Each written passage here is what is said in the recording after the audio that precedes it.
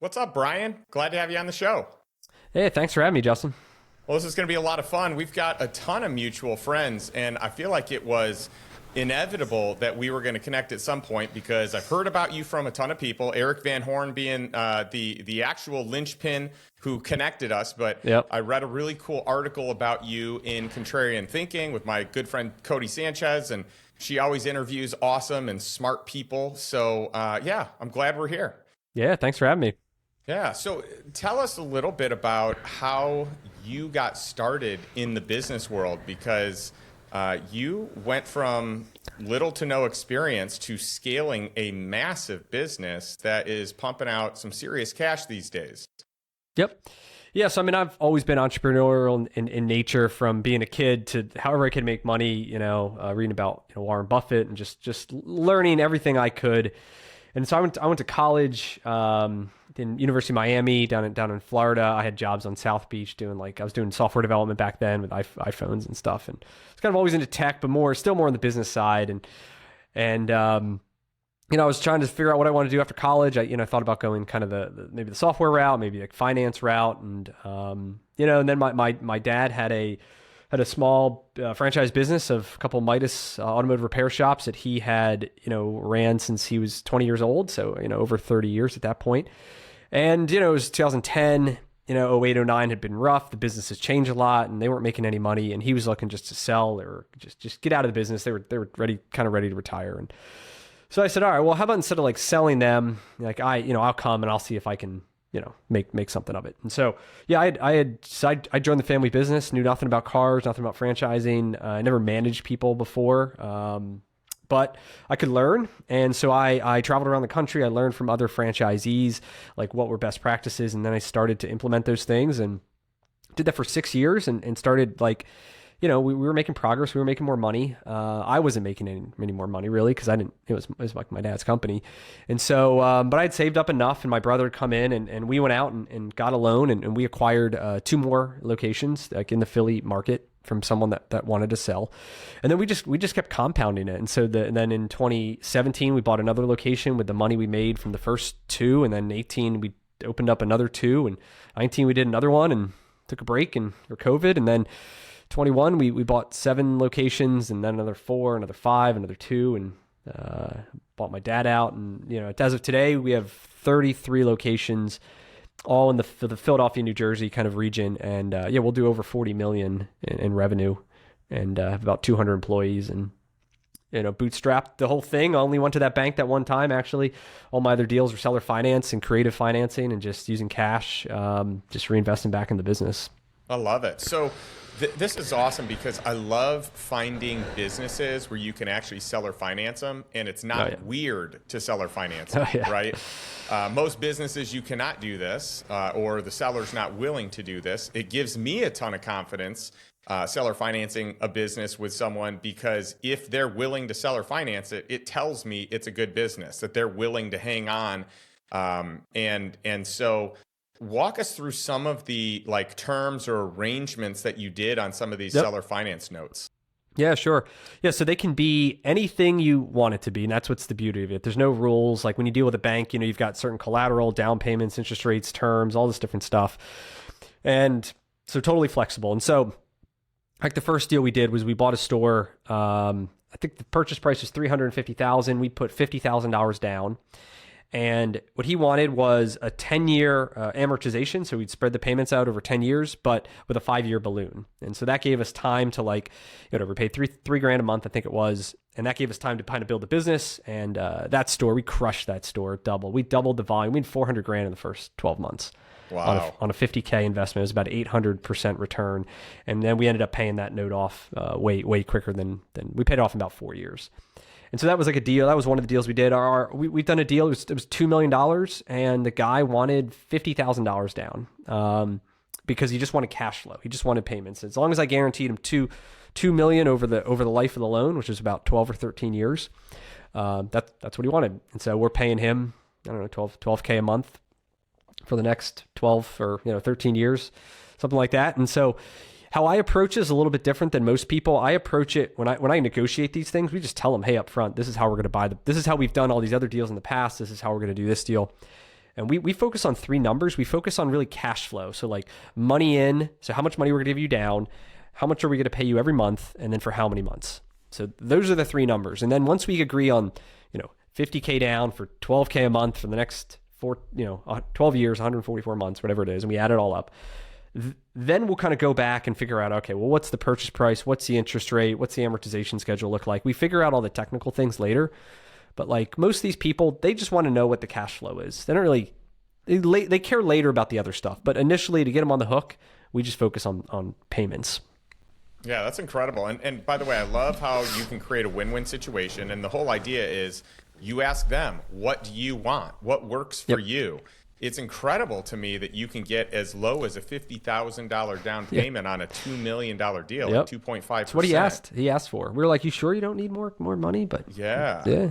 That's fantastic. And so, on the other one, I think you said it was $1 million and $50,000 down. No, that was 350. Oh, 350. Yeah, okay. Yeah. So, you look at this and you say, like a lot of people are like, well, how do you buy a $2 million business or a $350,000 business? But you make it cash flow, right? And someone that is willing to do 5 years, 10 years, 15, even 20 years. I had a guy do a 20-year note with me with no balloon, right? Just an option to maybe discontinue at 10 years, right? But a 20-year note, and it's like, this is a good business. Otherwise, they wouldn't be willing to do that because they wouldn't make money in future years if it wasn't a good business. So it's a great way to kind of just take the temperature of the seller to make sure that things are really what they say that they are and that the numbers are not fudged. Yep. And they trust you. I think for a lot of times how it works, and I think in franchising is everybody gets to know you, right? Like it's a private community. It's a small community once you're within a franchise. And, I've established myself as, one of the top people in the industry or even within our system. I'm on all the advisory boards. Like everyone sees me all over the place. And so they inherently trust me. And so, at the end of the day, people do business with people they know, like, and trust. And I think within the franchise system, it's very easy to become known, liked, and, if you're a good performer, you can be trusted. And so it's a huge competitive advantage that as an insider, as a franchisee, you have, that if you're an outsider, even trying to buy a franchise, like they don't know you, they don't trust you, like you may screw the whole thing all up. And so that's like a huge differentiating factor of why we can get some of these deals that other people, can't. And what's the typical profit margin on a Midas business? I'm sure it varies, it ranges. I mean, after you get it under ownership, it's probably a little more consistent. I mean, all in, we're around 12%. My best single store, like on the four-wall profits, can be over 25. They do really well. The lowest ones lose money. Okay. So there's a range. That's interesting. And so with some of these stores that lose money, do you just see him as a loss leader that overall makes the value of the portfolio a lot stronger, or do you really need to get it into profitability for it to get the multiple?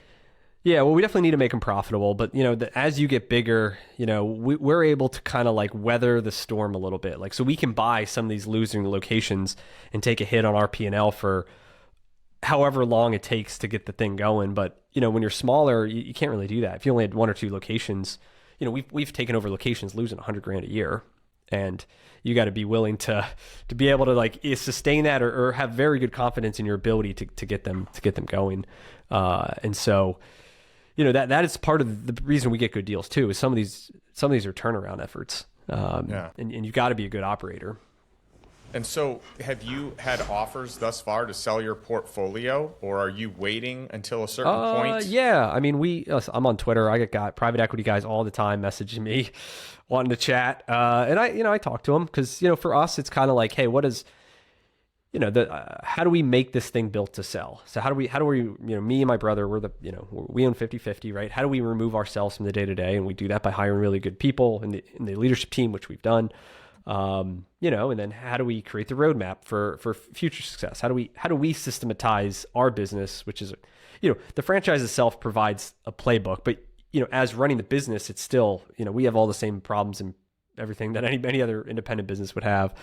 And so, yeah, I mean, our goal eventually is to, I don't know timeline, but yeah, we want to be in the best position we can. And so with these businesses, with these Midases, obviously you have a social media presence, so that could be one way that you're able to pick up more locations. But the most important thing I have found to scale outside of like systems, like SOPs, is the operator. And some can make the case that maybe that is the single most important thing. So for me, as an investor, I don't ever want to buy a job. I want to buy a business that has the cash flow to afford a top-notch operator to run that business and compensate them well for the job that they're doing. So I'm curious what you have found to be like the best like way to hire, like to find the right people, like who's the right match, and then also compensation wise, what does that look like? Yeah. So like for us, there's different like levels, right? So in our model, we've got, we have a we have store manager, right? And then these got like the mechanics in the team there. And then we'll have a district manager that'll oversee roughly, let's call it 6, 7, 8 locations, maybe up to 10 if they're tightly located in high performers. And so, then we've got, that's kind of like a pod, right? Or a district. And then we've got, currently 4 of those. So each one has roughly 8 locations, and that gets us to our 32, 33. And then we kind of over that pyramid have a COO who then all the district managers report to. And so for us, to go into a new market. So like we're looking at new markets all the time, but we need like 6 locations, like a roadmap to 6 locations very quickly in order to support the salary of hiring that district manager role. And so, if someone wants me to buy one store an hour and a half or 2 hours away, like it doesn't really make sense for us because that becomes that job, right? Versus if I say, okay, I can start with that one, but I can buy another 2, and then I think within 6 months I can buy one here. And if I can cobble together a market, in a relatively short amount of time, that's how it's like this stair step feeling to build these out. And so I think that's part of it. That role pays, they'll make anywhere from 100 to 125, 130, 140, something in that range. And then, then for the leader, the higher leadership role, like my COO, I actually got him through, we have a bunch of friends, mutual friends in GoBundance. A bunch of GoBundance guys I knew used an organization that helps place former military special ops guys out of the military into, high paying civilian jobs. And so they had a bunch of success locally in Philly. So I reached out to them, said, hey, I'm looking to hire, a COO. And, they brought me somebody, and, he crushes it. And so even though these guys have no like civilian experience, like they're right out of the military, they are the top 1% of the military, and they are excellent leaders. They're excellent managers. And, I think they do very good in a process driven environment, which, a franchise system is. And so, so anyway, I've got out him kind of over this. And as we look to expand into other franchise industries, I am tapping that same, pool of these special ops, these top-notch guys. And I will train them the franchising thing, but they've got core leadership skills that I need. So, yeah, I think that's a great marriage right there. I mean, we've had also a lot of success with special forces, former, whatever it be, special ops, any type of operations, because you have basically someone that's not going to flake, someone that's going to work hard and show up every day. That is very system oriented and is used to managing a team of people, at least a certain size team of people. So yeah, I think that's a great pool to pick from. And for anyone that does have a business and you're trying to figure out, how do I remove myself? How do I create more lifestyle and flexibility? Figuring out that, who's going to run the day to day, and finding someone that has that experience, someone that has the discipline that you want. I think that's a great resource. Yep. 100%. I would, the organization we use is called SOTF.org, Special Operator Transition Foundation. So if anybody's looking for somebody, I'd highly recommend to check them out. I love it.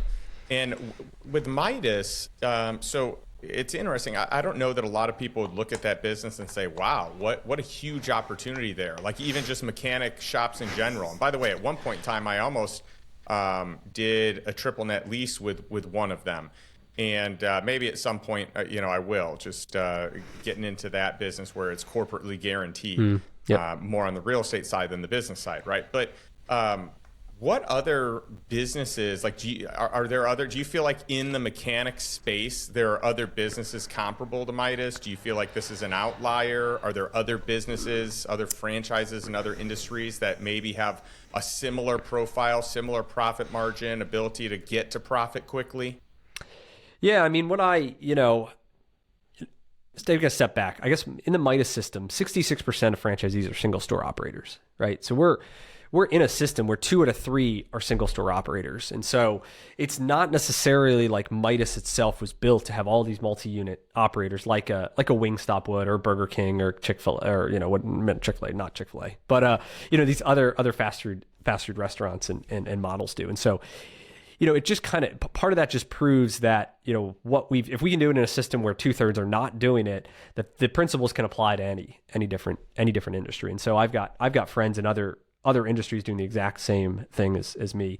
Then there's 2 different routes. Like, there's the route, like we've gone the roll-up route primarily, but a big reason why is, real estate's a huge constraint for us to find, 4,000 square foot space in a major retail road that's not too close, et cetera.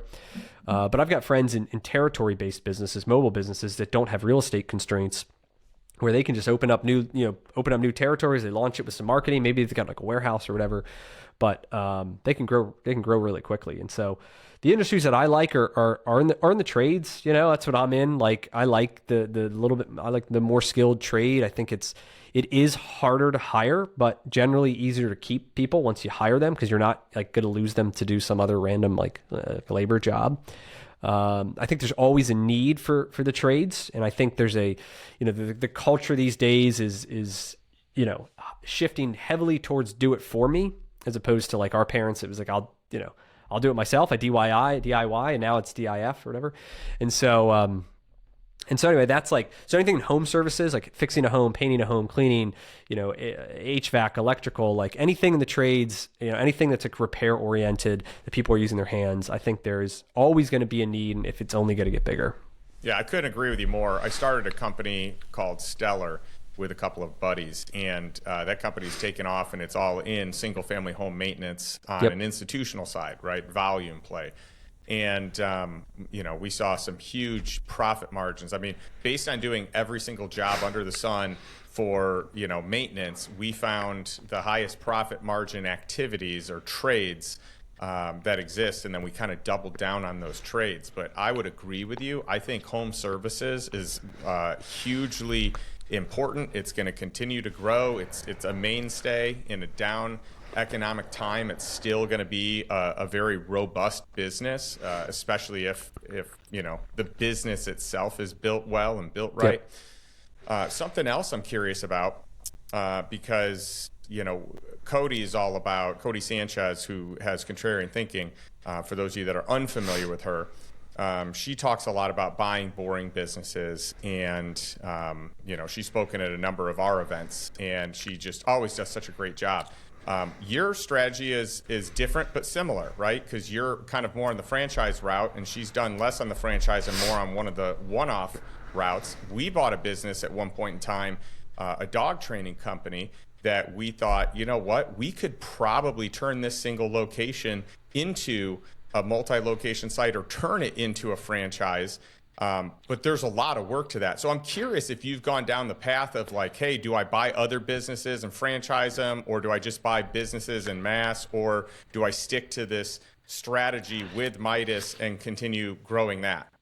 Yeah. So, I mean, I'm a believer in the phrase chase 2 rabbits, catch none. And so I'm trying to stay as focused as I can. And, if I want to expand, I mean, similar to you, I want to hire a partner or an operator who will chase that rabbit, together, or he'll chase it and I'll like provide him the gun, whatever it is.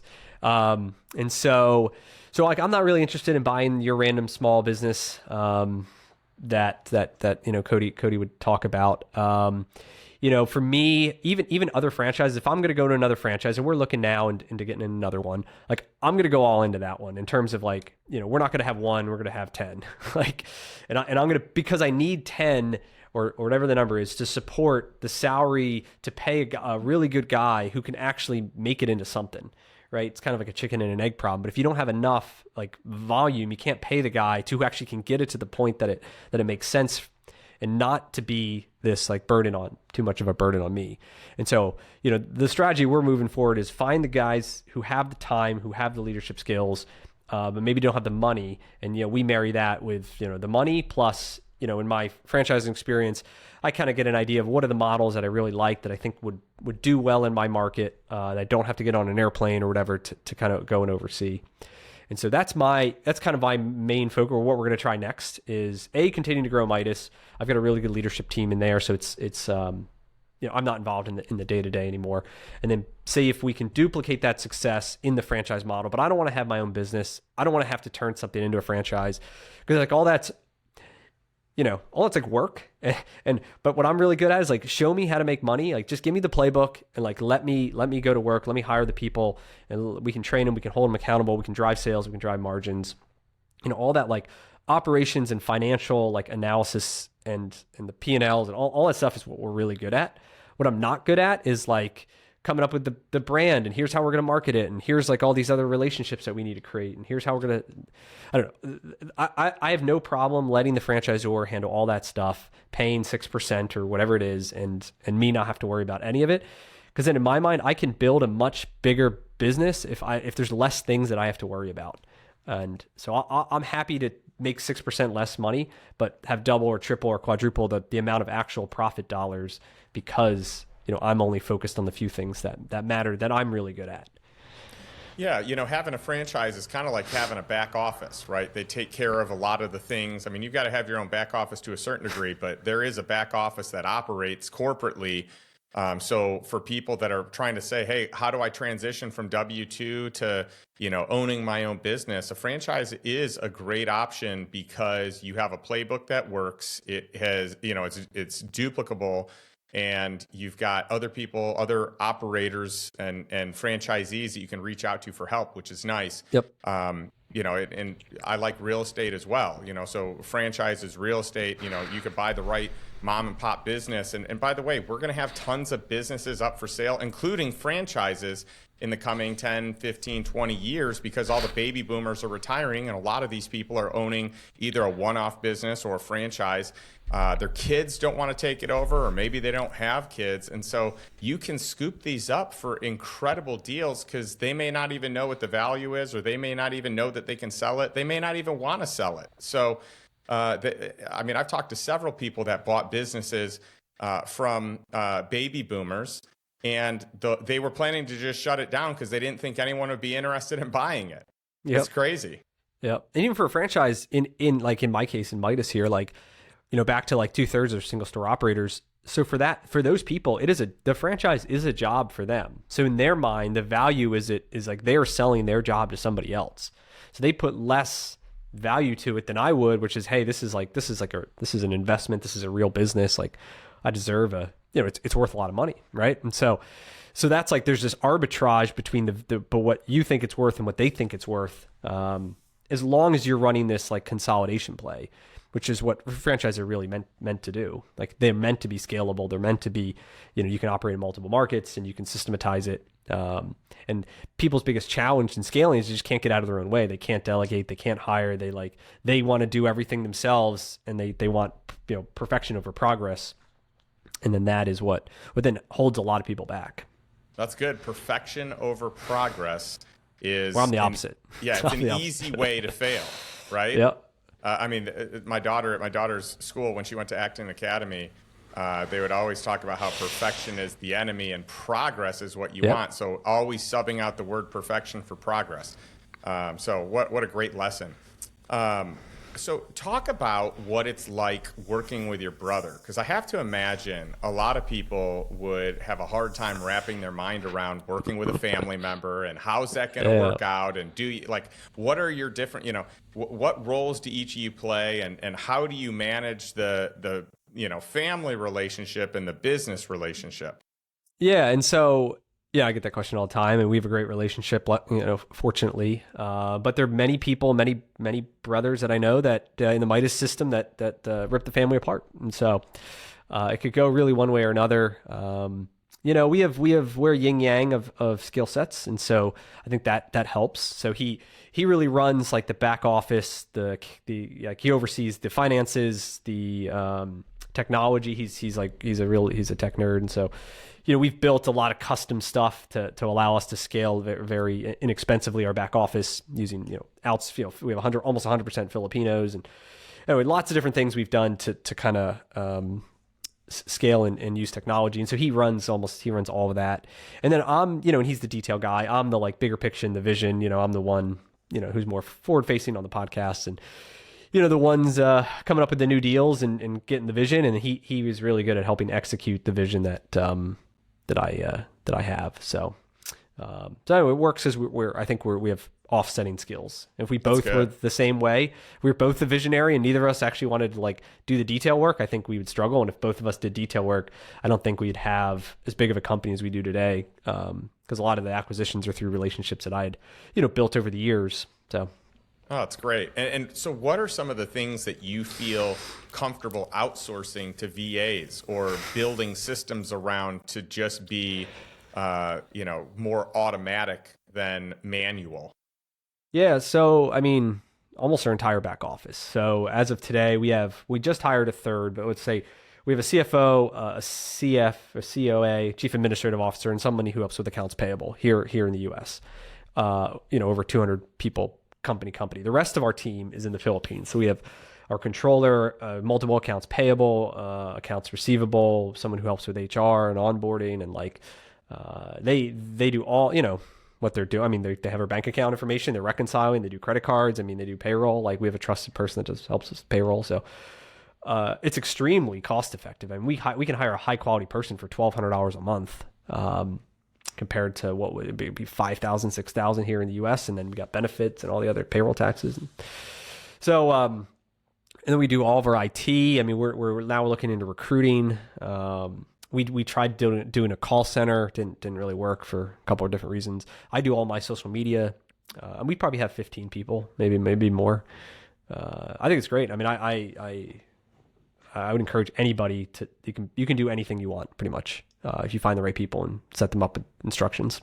I love it. And by the way, I've built a call center before. That is some true chaos right there. By the way, I know people that have done it and done it well, but that is an operation that needs constant management.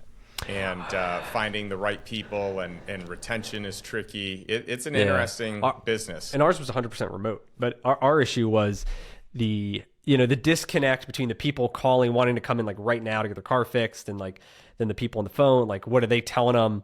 And then our rules like say yes, bring them in, like we want the business. But then the managers would call the call center people and say, oh no, I'm shut off for the day. Like I don't have this, I don't have that, we're too busy. And then we get pissed off by like hearing that they're shutting down business, and then it was a whole thing. So I love it. So what would you say to someone who is working a job right now and maybe they are super comfortable, they've got the golden handcuffs, they make good money, so it's hard to leave because they become accustomed to a certain lifestyle, but they want to leave because they're just so sick and tired of what they're doing and it doesn't inspire them anymore? Yeah, that's a great, we talk to people every single day who are in that situation. Like, and I've got a team, we help people do that exact same thing. How do you transition out of corporate America into being your own business owner? And at the end of the day, we've got, you got one life to live. Like, what do you want to do with it? And I think, Jamie Gruber, right? I know the name. Go Abundance. Anyway, he's a friend. Yeah. He's a good friend, but he had this real good saying about, leaving his job. And the way he kind of talked about it was like, what's the worst that happens? So you quit this job, start this business, maybe it doesn't work out. Most of the people who buy franchises are highly employable. Like they have really good resumes. They've got huge networks. Like if it didn't work out, yes, you lose some money, but then you kind of go back probably to the same job that you're at today. And so like the downside risk is somewhat minimal compared to, you look at the flip side of what the upside is, and like, that you could create this business, you can make a lot more money, you could have a lot more time, you could have a lot more fun, and you could like really live the lifestyle that you really want to live. And it's there. Like if I can do it, like you can do it. Like it's not rocket science. Like I don't have an MBA. I didn't invent anything. I didn't like solve a new problem. I just, said, show me how to make money and I'll just go and do that. And like, I think it takes time to learn. It's not for everybody. Like you got to be driven and you got to really want it. But for those that do and make the jump, I mean, the rewards can be astronomical. Oh, totally. How old are you now, and how old were you when you started, when you took over your first Midas? I'm 35, and I bought like my first one of my own 2016, so 6 years ago, okay. 7 years ago. And so, what were you doing then for money prior to Midas? Like, what was your career? I was out of college. I had jobs doing like some software development stuff, but I wasn't making much. Even when I did that, I started in the family business. I don't know, it's like 50 grand a year maybe. Yeah. But I get it, because when you're in that space, it can be tough to say, well, what if I don't do well? I'm walking away from all the money I'm making. Like, this is scary. But the flip side of that is, yeah, you can also go get another job making the same amount, likely even more, if you're just willing to like go out there and look. But I think that's the tough part, is change is hard. You get, used to something, you get used to a certain amount of pay for a certain activity. You're good at it. You may not like it, but there's this factor of what is known. And then over here, there's this factor of this unknown that just feels scary because it's unknown, even though the skills may fall much more, beautifully into your skill set. Yep. Yeah. It's definitely, a big commitment. And, I think it's for those who really want it. That's cool. So you gotta have that why, that driving why. I think is that why's got to be bigger than any of the downside or any of the fears. Yeah. Any last thoughts you want to share with our audience today about what you've done? And my goal is that I'm always bringing guests on that have advice, that have experience, that have strategies that they can copy. You said it perfectly yourself, where you said, hey, this isn't rocket science. Like this isn't, these skills are not challenging skills. I just find someone that's done it and I copy them. And I feel like that's what I've done in my career, is I've just found people that figured out a playbook and I just copy that playbook and it works. Yep. Yeah, I mean, that's what all franchising about. So yeah, I mean, I think the parting words would be, yeah, I think some people may have preconceived notions about franchising, that they think of McDonald's, they think of food, they think of like huge multi-million dollars, or they think it's like buying themselves a job and it's like, $100K a year. But in reality, there's just like all of these different industries, you name it, with the home industry, we got healthcare, we got pets, we got like, auto fitness. I mean, almost anything you can get into and you can build a significant size business. I mean, ordinary people every day are building tremendous amounts of wealth that people don't even realize, just like following the playbook.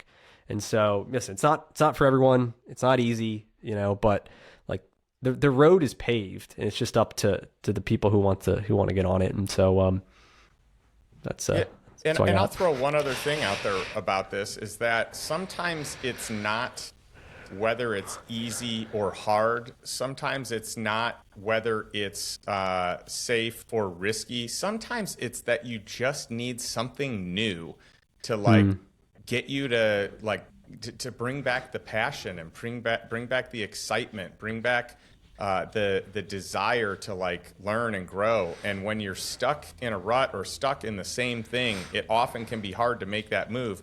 But the move, like a lot of people are like, oh, I would want to move for this great opportunity. Well, what if the opportunity is not great, but it unleashes something in you that like really fosters this new motivation, this new eagerness to learn or to network or connect, and it leads you to the next thing. Maybe the next thing isn't the first thing you do, it's the second or third or fourth thing, but just the newness of something that you don't know well, and the variety that creates, and the forced learning that really comes into play. I think that in itself is just like one of the greatest gifts in the world. Yep. Yeah, that's extremely well said. So where can people find out more about you, Brian, if they want to learn about what you're up to and connect with you? I know you've got a big social media presence, especially on Twitter.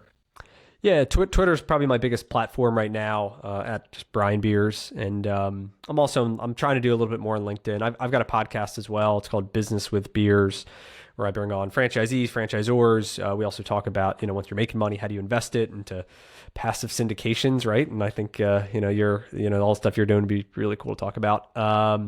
Yes, that would be the best place is Twitter, and from there you can find everything else. Oh, I love it. Well, this has been just a ton of fun. And by the way, I love the catchy name of, Interview with Beers. I mean, that's really fun. Yep. Podcasting with Beers. Okay, so I love ending every episode asking our audience one simple question. So this is, a question that I really want you to answer yourselves. But that's this. What's one step you can take today based on the information you learned from Brian that sets you on a path towards financial freedom and really living life on your terms, one that is full of intentionality and really kind of evokes that desire. So not a life by default, but a life by design. What's that one thing, and can you take action on it today? Thanks as always, and we'll catch you next week.